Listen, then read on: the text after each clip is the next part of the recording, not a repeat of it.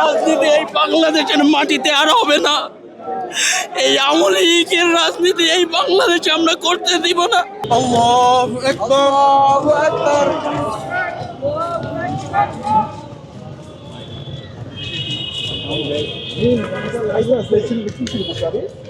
আল্লাহু আকবার, আল্লাহু আকবার।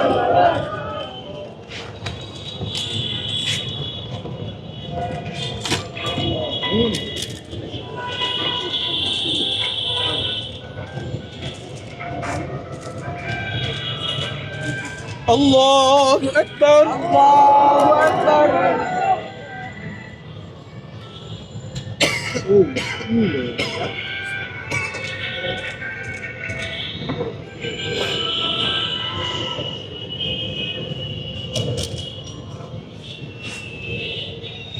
Allahu Akbar, Allahu Akbar. Assalamu alaikum wa rahmatullah. Assalamu alaikum wa rahmatullah. Assalamu alaikum wa rahmatullah. এই আওয়ামী লীগের রাজনীতি এই বাংলাদেশের মাটিতে আর হবে না।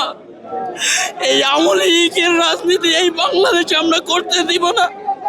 তাদের প্রকাশ্যে ডেকে নিয়েছে, মন্ত্রীর বাসায় নিয়েছে, হত্যা করেছে জাহাঙ্গীর,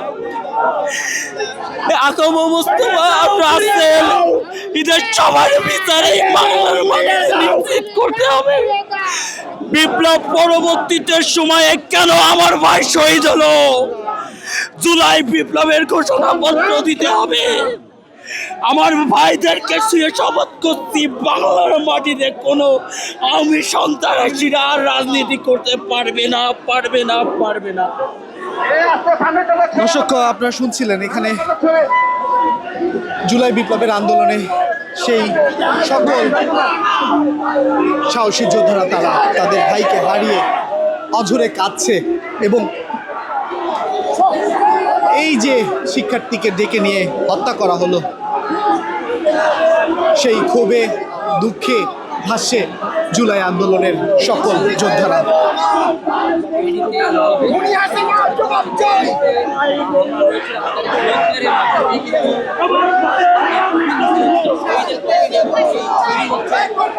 দর্শক, আপনারা দেখেছেন গণমাধ্যমে বিগত কয়েকদিন আগে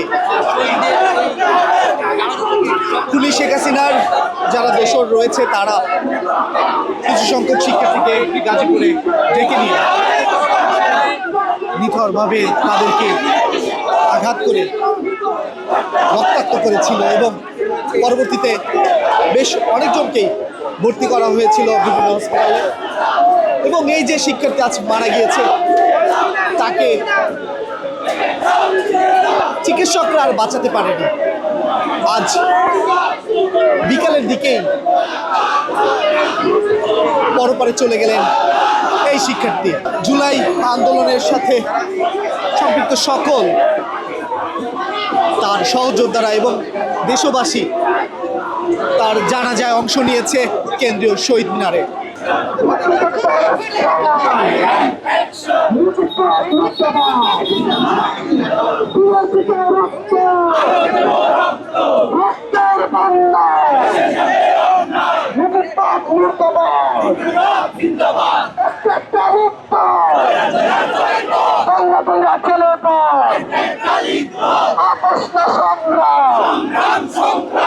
শোকাকুল পরিবেশ বিরাজ করছে ঢাকা বিশ্ববিদ্যালয়ের সন্নিকটে কেন্দ্রীয় শহীদ মিনারের প্রাঙ্গণে, যেখানে তাদের এক সহযোদ্ধাকে এভাবেই কাঁধে করে বহন করে নিয়ে যাচ্ছে এই 24-এর যোদ্ধারা। যেভাবে এই 24-এর যোদ্ধাকে বাসায় নিয়ে ডেকে বিভিন্নভাবে তাকে আঘাত করে মারা হয়েছিল, রক্তাক্ত ছবিগুলো আমরা সোশ্যাল মিডিয়াতে দেখেছিলাম, আপনারাও দেখেছেন। অনেকদিন যুদ্ধ করার পরেও, মৃত্যুর সাথে যুদ্ধ করার পর আজকে চলে যেতে হলো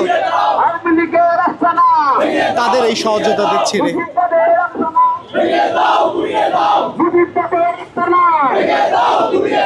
জুলাই অভ্যুত্থানে একটি নতুন বাংলাদেশ উপহার দিয়েছে এই বাংলার মানুষদের